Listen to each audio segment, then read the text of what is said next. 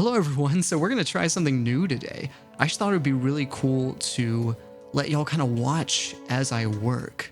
I thought that might motivate me, and I thought it might be interesting to y'all, because there's a lot of work left to do.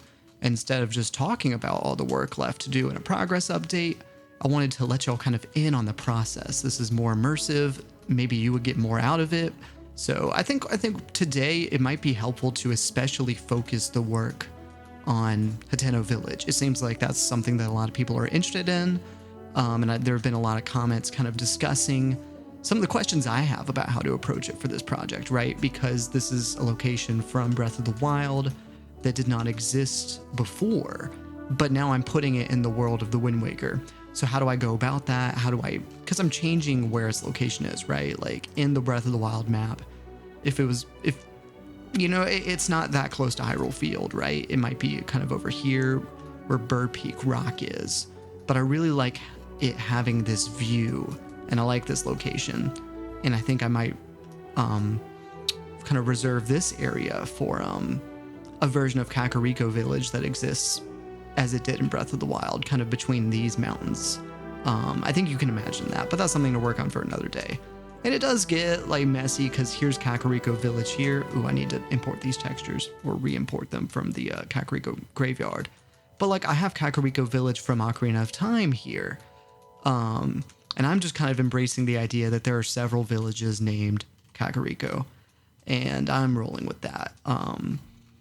Because I don't really know. And I'm still kind of debating, is the Hidden Village even an extra location?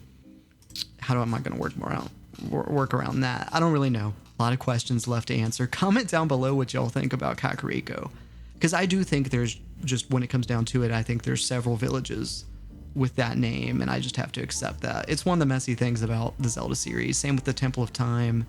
Is the Temple of Time near Hyrule Castle Town? Is it in a forest? These things change.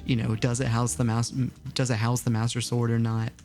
These are all questions with inconsistent answers, and that's okay. That's part of being a Zelda fan, is embracing the inconsistencies. But anyway, I'm gonna kind of, what do I call it? Turn off these layers, so I'm just focusing on Central Hyrule, which is where Hateno Village is. And I'm not really focusing on the Cabana area, because as I've mentioned in previous videos, if you played Wind Waker, you may remember the private oasis. I'm putting the private oasis on the top of the mountain where Hateno Village is, where the tech lab would be in Breath of the Wild. And so just south of the private oasis is the village. So without further ado, let's get to work. Let's make some goals here. I want to kind of get some of these locations in, some of those houses, kind of the first house on the left, and there may be easy ways to go about there. So I have some reference images pulled up in another browser tab, but I also have Breath of the Wild pulled up on my Switch just off screen. And that is going to help guide me as I construct these houses. So I'm trying to decide. So this is the general store here, and in the game it's a little more elevated, but I don't mind how it's positioned in my version. The house across from it is very similar. So this may be a case of duplicating it. Because here's the thing about me. If y'all don't know this, I have no shame. Oh, I gotta fix these textures back here. This is the hardest part. I don't mind modeling, but texture work is something that, I would not mind if someone else did the texturing for this project. M13, that's what it was. Here we go. Now let's duplicate the house. Here we go. The old 180-degree turn, and boom. Kind of position it over here just the way it is. No one's gonna know. I'll change a couple of things. Let's see, it should be closer to this is where the sign kind of gate kind of area is gonna be, so I'm gonna reorient that a little bit. Kind of have this here, but you'll see that part of the modeling process, it can be simplified. That's the secret that they don't want you to know. There's lots of secrets, industry secrets here. And that's why I'm here to walk you through them today. Here we go. Let's start I don't really need it to be elevated like this. Not this house. Here we go. And then, yeah, this will work. Dissolve. Excuse me. Excuse me, this is just an insight into the modeling process. I don't know if this video is going to get boring now, because I definitely don't talk as much as I'm modeling, but I thought it would be interesting for y'all to see, see, now this is something that we're getting into where I have to make some decisions, because I've been using a different grass texture for this grass than I have for the grass near the path, and I should make them all the same. I'm going to worry about that later, but what is worrying to me is there's an issue with the normals here. You see that shading? So something I do is maybe recalculate outside. That's not fixing it. Maybe I select a couple more, and people that know Blender are going to be screaming at me. They're like, Joe, what are you doing? This is when we just select everything and go recalculate outside, and that seems to fix it. Okay, don't tell anybody. But I'm not afraid to take the easy solution. But there we go. Just to mitigate some of those shading errors. I'm gonna reconnect this. Boom, boom, boom.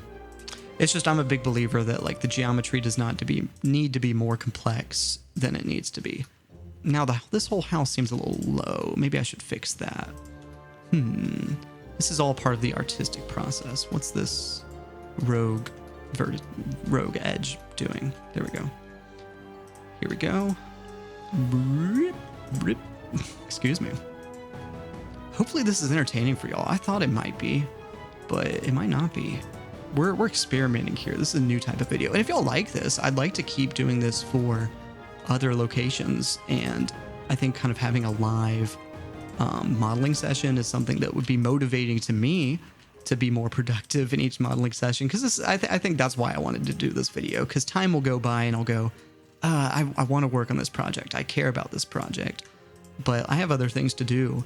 And, you know, whenever I do model, you know, I open up the project and I get a couple things done, but I think it'd be nice to like be recording the session so that I'm more encouraged to get more done, to make it entertaining for y'all.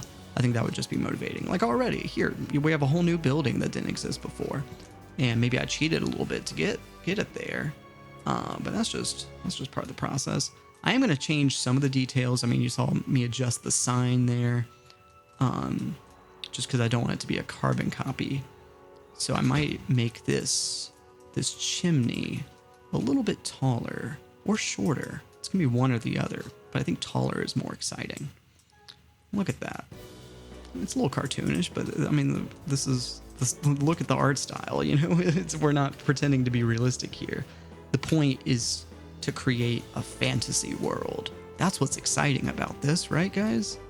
So let me look around at what's the next house like. Is it a similar kind of shape? It's really, interesting. I mean, I could really cheat and just like duplicate this a bunch more times, but I want to have, you know, unique kinds of locations. But you know what? I have no honor. So I'm going to duplicate this house instead. Look at this. And it's got some extra kind of vertices to figure out around it, but I'll figure that out after I move it. Watch this. Just like that. There we go. Now let's see. That'll do just fine. That'll do nicely. Reorient it kind of where this house is. Y'all can see I have this reference map from Breath of the Wild that has been a really nice reference for modeling. So let's now lower this to kind of match. I'm just eyeballing it to match the height of the path. I think maybe a little bit lower. I mean, this is art, right? So I'm not doing like precise measurements here. I think in other projects that I do, I'll use like the numbers very intentionally, and like the coordinates here. You can see the positions of vertices.